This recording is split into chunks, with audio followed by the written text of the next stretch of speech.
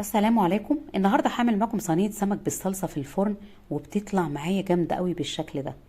هنعملها بطريقه سهله وحلوه قوي هتعجبكم. لو بتشوفوني من على الفيسبوك اعملوا لايك وشير. لو بتشوفوني من على اليوتيوب اعملوا لايك واشتركوا في القناه وفعلوا الجرس عشان يوصلكم كل جديد. هعمل جنبها بابا غنوج ويطلع معايا بالشكل ده. شايفين شكله عامل ازاي ولا طعمه؟ وهعمل معاكم طبق سلطه بتركايه جديده هتعجبكم قوي. شجعوني باحلى لايك. يلا نسمي بسم الله. معايا كيلو ونص من السمك. اكون جايباه وسط، ولا صغير ولا كبير، يبقى بالشكل ده. اكون جايباه طازه، الخياشيم بتاعته حمراء، عينيه بتلمع. يكون القشر بتاعه لازق عليه. بنضفه بالشكل ده. عملت الخلطه دي. عباره عن توم وفلفل اسود وكمون وشطه وكزبره. كزبره خضراء وبقدونس وشبت. قرن فلفل حراق، توابل سمك. بضربهم مع بعض كويس قوي مع ليمونه. وبدهن بقى السمك كده. لازم عشان اعمل السمك اعمل له تتبيله حلوه عشان يطلع ريحته وطعمه تبقى جنان.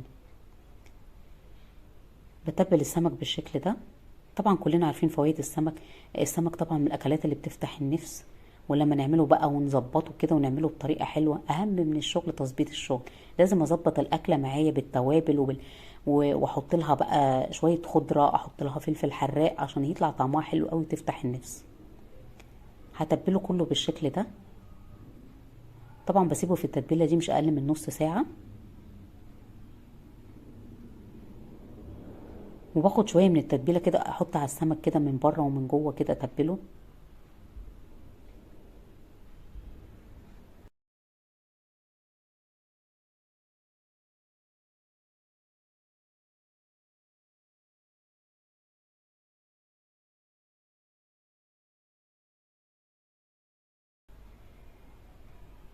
معايا الدقيق هحط عليه معلقه كبيره من النشا. النشا بيدي لون حلو قوي للسمك وفي نفس الوقت بيخليه مقرمش. قلبهم مع بعض كده كويس قوي.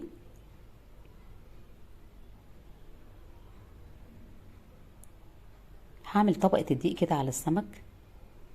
طبقه خفيفه كده.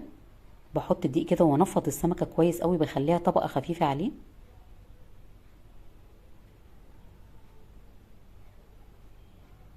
لازم انفضه بالشكل ده عشان الدقيق عندي الزيت ما يبقاش فيه دقيق كده.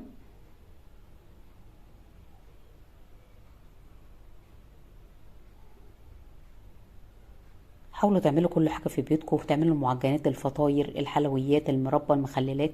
كده خلصت الكميه. هيكون معايا الزيت يكون سخن على النار. بنزل بالسمك وبهدي النار شويه عشان ما يتحرقش مني. اول ما يبتدي ياخد معايا اللون الذهبي الجميل ده، بقلبه على الناحيه التانية. بنشف السمك شويه كده عشان ما يتهريش مني في الصلصه. وبطلعه لما ينشف معايا ويبقى بالشكل ده. شايفين شكله عامل ازاي؟ هعمل الصلصه بتاعته. 3 معالق كبار من الزيت. بحط بصلتين كبار معاهم. اكون مقطعه البصل كبير شويه او ممكن اقطعه شرائح. احمر البصل كده في الزيت. اول ما يبتدي ياخد معايا لون ذهبي فاتح كده، بحط له معلقه توم من التتبيله بتاعه السمك. دي بتخلي طعم الصلصه حاجه تانية. واقلب بقى كده مع بعض. بحط فلفل حراق.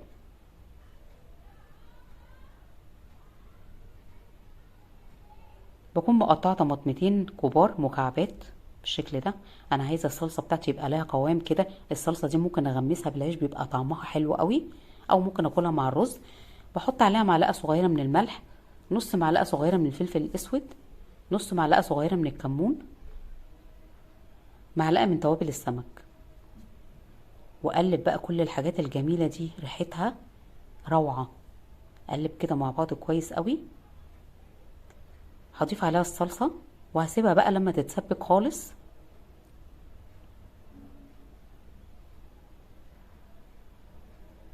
هرص السمك بتاعي في الصينيه. تكون الصلصه اتسبكت. هغطيه كده بالصلصه.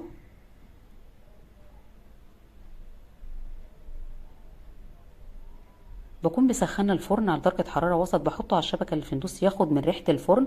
والطعم بتاع الفرن بيبقى حاجه تانية. وبروح مشغله الشوايه كده ياخد لون من فوق. طعمه بيبقى حلو قوي. انا عايزاكم تجربوا الطريقه دي.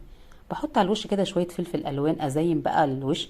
الكلام ده طبعا بيدي شكل حلو قوي وبيفتح النفس، يعني منظر الصينيه كده بيفتح النفس. واحط فلفل حراق بالشكل ده. طبعا مش هحط شرائح ليمون لاني حاطه في التتبيله ليمون وعصره على السمك ليمون. هدخلها الفرن وهعمل معاكم البابا غنوج. بكون غاسله البدنجانه وشوياها بالشكل ده، بقطعها كده بالسكينه، بفرمها كده بالهرسه بتاعت البطاطس او بالشوكه. طبق البابا غنوج ده من السلطات اللي بتفتح النفس جنب الفراخ، جنب اللحوم، جنب الكفته، جنب اي اكل، بيبقى طعمه جامد قوي. هنزله كده في بوله. هحط عليه معلقه توم مفروم ناعم، معلقه خل،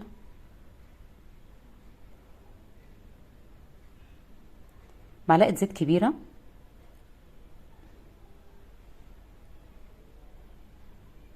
3 معالق من الطحينه.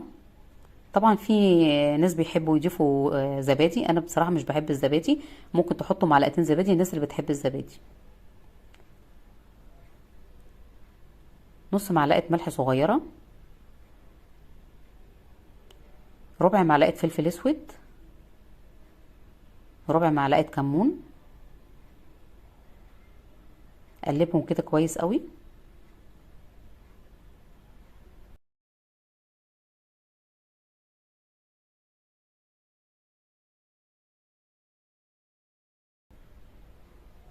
نص معلقه من هريسه الشطه، ليمونه،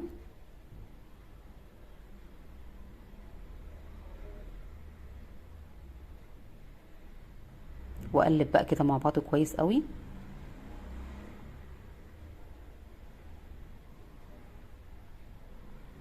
بحطه في طبق التقديم واحط شويه من البقدونس كده في النص.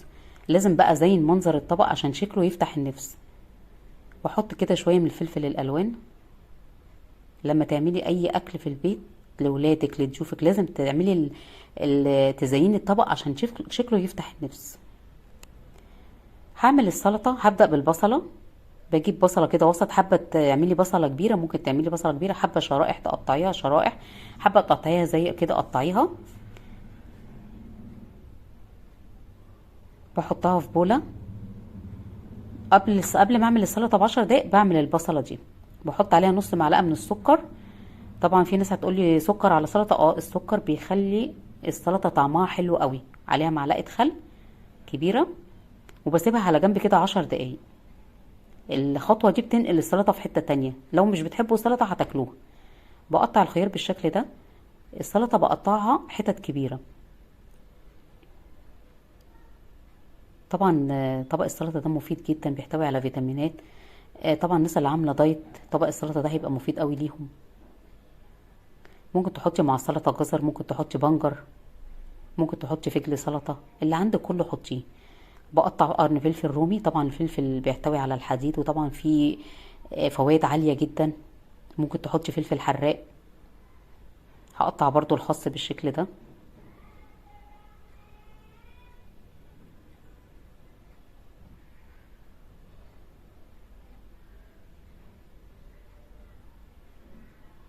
هقطع الطماطم برضو مكعبات كده، يعني وسط كده.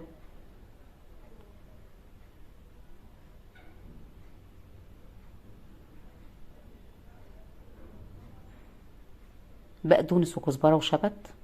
طبعا بيدوا ريحه وطعم وقيمه غذائيه عاليه.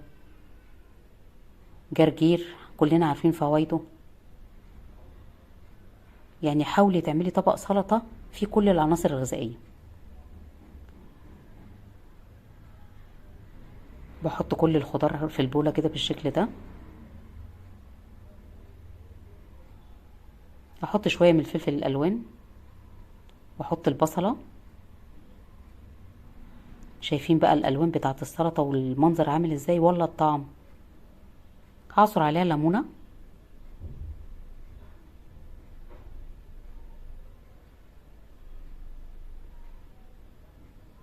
معلقه زيت.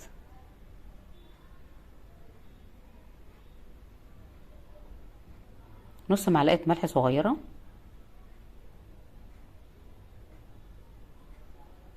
رشه فلفل اسود. واقلب بقى كده مع بعض كويس قوي. كل ده نقلبه مع بعض. الناس اللي بتحب ميه في السلطه ممكن تحط نص كوبايه ميه متلجه.